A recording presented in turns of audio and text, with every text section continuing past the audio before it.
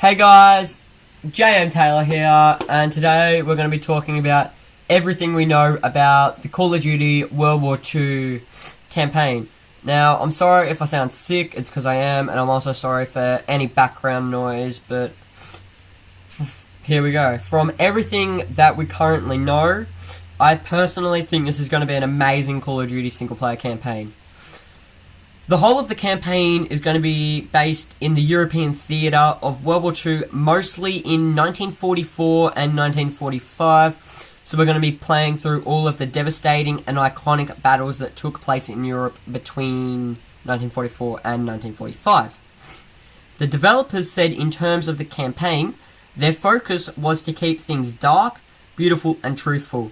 This was really important to them, as it would be the younger generation of gamers like myself. It would be our first major interaction with World War II as a genre, if you want to say, or a genre? Yeah. There's most likely going to be a lot of blood and a lot of gore, and I think it's going to be a very intense campaign. The only reason I reckon there's going to be a lot of blood and a lot of gore is from the blood we see in the trailer that is currently playing here. And exactly my point right there. And World War II was a bloody battle, anyway. The story follows Ronald Daniels, whose nickname is Red, and he is an ordinary 19-year-old from Texas. Texas. So it follows Red along with his platoon and everything they go through and experience. Red's platoon play a very important role, but not only in the story, but also in the gameplay. So the whole team behind the game have really switched up the mechanics of the campaign. Oh, sorry for my words and messing them up. They've changed the mechanics of the whole campaign this time, and hopefully it's a really cool and adds to the realism. So Schneefield, I have no clue how to say the developer's name. Sorry for learning. Says that you're not a superhero. You can't just stand there and take 7 bullets, duck behind cover, then get back up and shoot again. You're more vulnerable this time. It turns out that the different members of your squad have different abilities to help you in the game, because you're running through with your squad, obviously. Your health does not regenerate in the campaign, unlike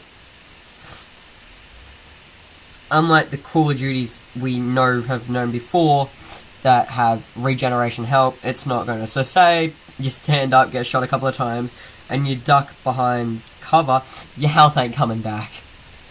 To get health back though,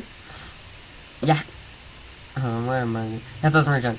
In this game, to get health back, you actually have to ask your medic for help, who is one of your squad mates.